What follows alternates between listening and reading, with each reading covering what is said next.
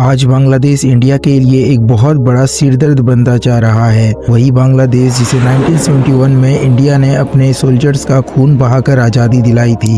आज ये देश धीरे धीरे पाकिस्तान के करीब जा रहा है और इंडिया से बिल्कुल दूर होता जा रहा है।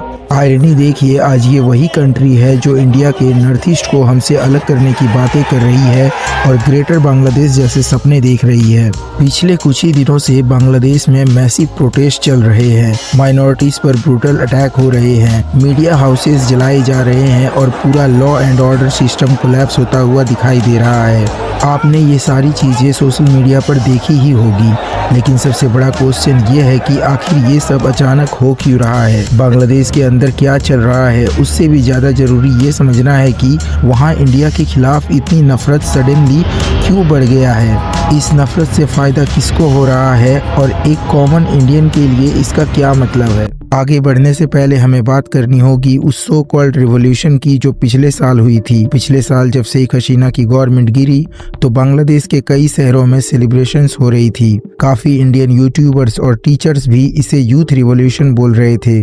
कुछ लोग तो यहाँ तक कह रहे थे कि जो बांग्लादेश में हुआ वही इंडिया में भी होना चाहिए। लेकिन इस सो कॉल्ड रिवॉल्यूशन की रियलिटी काफ़ी डार्क है।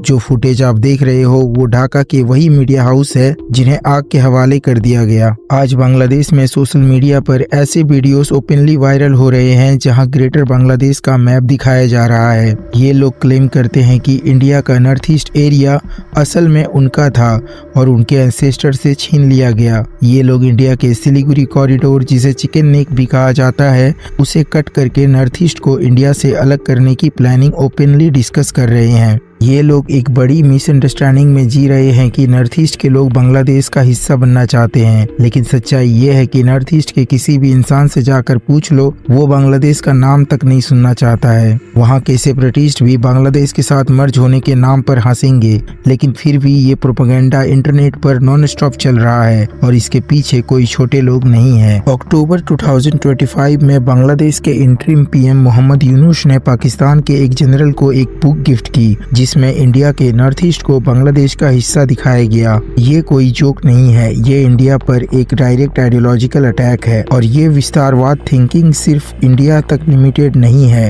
ये लोग म्यांमार के रोहिंग्यास के लिए भी अलग कंट्री की डिमांड कर रहे हैं। इस पूरी पिक्चर के पीछे कहीं ना कहीं चाइना का रोल काफी क्लियरली दिखाई देता है। अब बात करते हैं इंडिया के खिलाफ नफरत की आग की। बांग्लादेश में ये प्रोटेस्ट अचानक कैसे शुरू हो गई। कुछ समय पहले शरीफ उस्मान हादी नाम का एक सो कॉल्ड यूथ लीडर की डेथ हो गई। किसने मारा किसी को नहीं पता, लेकिन ब्लेम सीधा इंडिया पर डाल दिया गया। ये वही बंदा था जो ग्रेटर बांग्लादेश का हार्डकोर सपोर्टर था। असल में ये सिर्फ नाम का यूथ लीडर था। सच्चाई ये है कि ये एक इस्लामिस्ट था जो बांग्लादेश को एक इस्लामिक कंट्री बनाने में विश्वास रखता था। इसका मानना था कि बांग्लादेश पूरी तरह से एक मुस्लिम देश बन जाए जहां माइनॉरिटीज़ को कोई भी राइट्स ना हो। इसकी मृत्यु के बाद इसके समर्थकों ने सीधे भारत को जिम्मेदार ठहराया, लेकिन सच्चाई ये है कि बांग्लादेश में आज के वक्त कोई भी लॉ एंड ऑर्डर नहीं है और वहाँ आए दिन गैंग वायलेंस होते रहते हैं और इसकी मौत भी इसी गैंग वायलेंस का नतीजा था। गवर्नमेंट मोहम्मद यूनुस नहीं चला रहे, बल्कि वो मॉब और वायलेंट एलिमेंट्स चला रहे हैं जिन्होंने शेख हसीना को कंट्री छोड़ने पर मजबूर किया। अब बात करते हैं उस सबसे बड़ी गलती की जिसकी वजह से भारत और बांग्लादेश के रिश्ते खराब होने शुरू हुए थे और जिससे चाइना को एंट्री मिल गई, और वो है तीस्ता रिवर का इशू। ये रिवर वेस्ट बंगाल और बांग्लादेश दोनों के लिए लाइफलाइन है। 2011 में एक एग्रीमेंट होने वाला था जिसमें वाटर शेयरिंग का फेयर फार्मूला डिसाइड होता, लेकिन इंडिया की इंटरनल पॉलिटिक्स और वेस्ट बंगाल गवर्नमेंट की ऑपोजिशन की वजह से ये डील अटक गई। 15 साल बीत गए पर इशू सॉल्व नहीं हुआ। इसी डिले का फायदा उठाकर चाइना वहां घुस गया। चाइना अब तीस्ता रिवर पर एक मेगा प्रोजेक्ट बना रहा है। शायद शेख हसीना ने इंडिया पर प्रेशर बनाने के लिए चाइना कार्ड यूज किया था, लेकिन अब ये मूव उल्टा पड़ गया। चाइना के वहां आने से दो बड़े रिस्क हैं। एक तो चाइना इंडिया के बॉर्डर के बहुत पास आ जाएगा और दूसरा बांग्लादेश चाइना के डेब्ट ट्रैप में फंस सकता है। आज बांग्लादेश इंडिया को साइड में रखकर चाइना से गले मिला रहा है। 30 से ज़्यादा चाइनीज़ कंपनीज वहां लगभग $1 बिलियन इन्वेस्ट कर रही है। जिस कंट्री में पॉलिटिकल स्टेबिलिटी नहीं है वहां चाइना इतना पैसा क्यों डाल रहा है।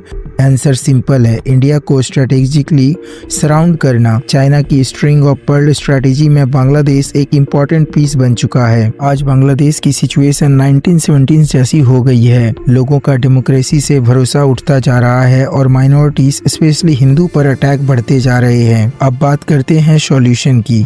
अगर बांग्लादेश आज ईस्ट पाकिस्तान बनने की डायरेक्शन में जा रहा है तो इंडिया को भी अपनी पॉलिसी चेंज करनी होगी। इंडिया को सिलीगुड़ी कॉरिडोर पर डिपेंडेंसी कम करनी होगी और Kaladan multi modal transit transport project को फास्ट ट्रैक करना होगा ताकि कोलकाता से म्यांमार के थ्रू मिजोरम डायरेक्ट कनेक्ट हो सके। इससे बांग्लादेश अगर कभी रूट ब्लॉक करे तो इंडिया के पास सॉलिड बैकअप रहे।